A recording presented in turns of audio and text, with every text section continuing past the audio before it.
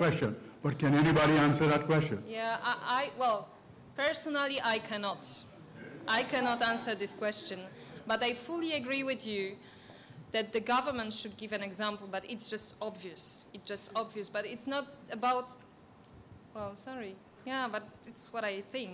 But it's not about giving an example, it's also about giving you the framework that you can work within, you know, framework, legal and regulations. Legal framework and regulation. It should be clear for everybody, because how can you comply with something that which is not clear, or you just don't know, or you are not sure which law applies? You know, you have two versions of law. You don't really know at the end of the day which one is the right one. So, David, do you have any answer for that? Keep my answer very neutral. About 3 years ago, there was a plan afoot, and actually it was initiated that there should be a standard for environmental management systems nationally. And quite a bit of work was actually done with it. Now, honestly, I have not followed up on it, but it does point to a couple of things. One, that the government is fully aware that the broader package of managing Jamaica's environment cannot rest solely within the private sector or within its entities. There had to be a national cognizance of the role. Two, that we had to make sure that among the multiple environmental management systems that there was some amount of streamlining, right? And it would have included some of those aspects that you have mentioned. Honestly, I'm not quite sure where that is now, but it's not happening. It's stopped. Okay, so maybe we should stir that up. If we have a forum, maybe we could try to stir that up. I don't know if the PSOJ can take notes on that one. Maybe, David, maybe this is for you to answer. Can you suggest to companies, small, medium-sized companies, what are the areas that we should start with? If you had, say, a target of 3 areas or 3 to 5 areas within a time frame, you know, a practical suggestion as to the ones that we think are good starting points that are measurable. I don't think there is, you know, a kind of miracle solution for that, unfortunately, because all depends on your activity. You know, there are some facilities can or should start with solid waste. Some of them with water, water consumption. Some of them with air pollution. All depends on the profile. But there is a list, and I think you will. The list of aspects will help you in some way, somehow, because it gives you all aspects, you know, and then with help of somebody, you know, for example, our role during these walkthrough audits that we will do will be exactly this, will be to see what's happening, what is the existing situation, and, you know, try to identify the most priority fields that where the environmental management system should start, or, you know, the most urgent ones, or the ones where you can achieve the best improvement. And I think David will tell you more from some local experience that he has. I think one of the most beautiful examples of what environmental audit can do across industry was the USAID East project. Not sure how many of you are aware of that one. I say environmental audit for sustainable tourism, supported by USAID. One of the outcomes, one of the learning points I found was that the best opportunity to catalyze environmental audits was for people to hear within their own sector.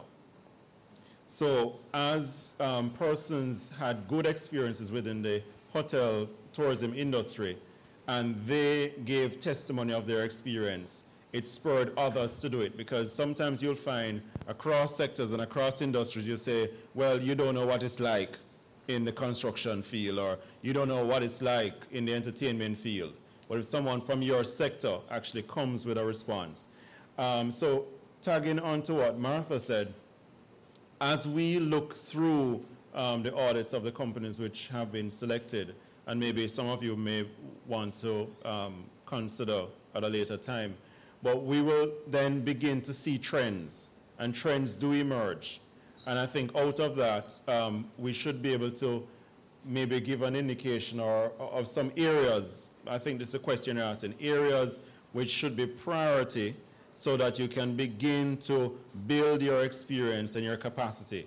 And I believe that this particular project that has been launched will facilitate, one, prioritizing those areas, two, categorizing the breadth of companies or sectors or industries that have similarities.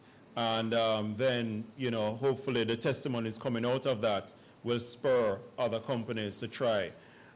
At our table, we were talking about the fears of making that paradigm shift.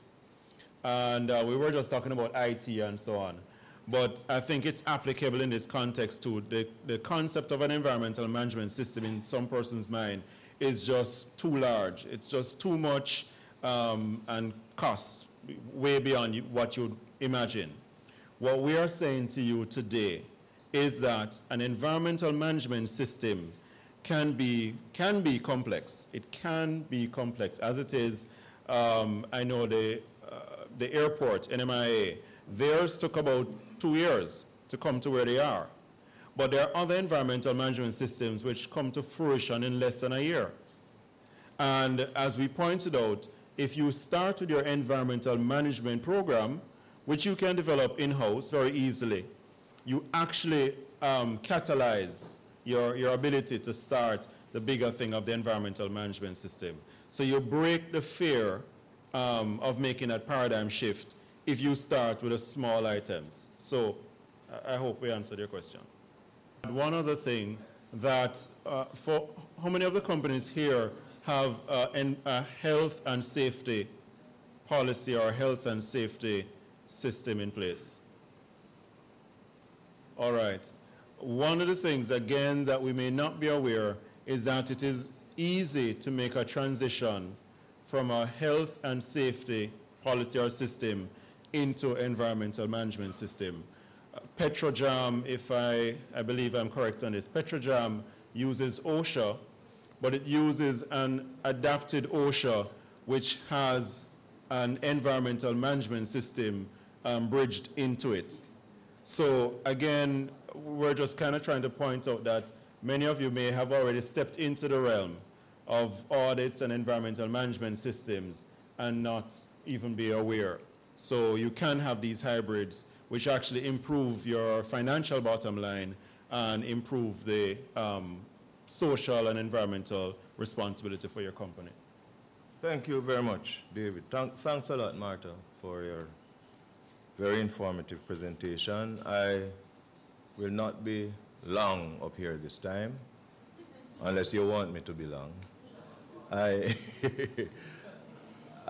would like to speak to you with regards to what I had said this morning, that this is a workshop. Normally, however, a workshop, you know, involves no more than 30 persons for it to be effective. I'm a trained vocational training inspector. I mean, training person. And this was always the guiding light to our ensuring that you have a successful workshop. As a matter of fact, ideally, a workshop should have a maximum, ideally, should have a maximum of 15 persons so that there can be interaction between persons, not too many new ideas coming in, and of course, for the person who is conducting the workshop to have total control.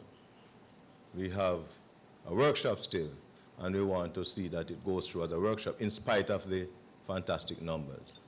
So, let me remind you that there's a bit of information that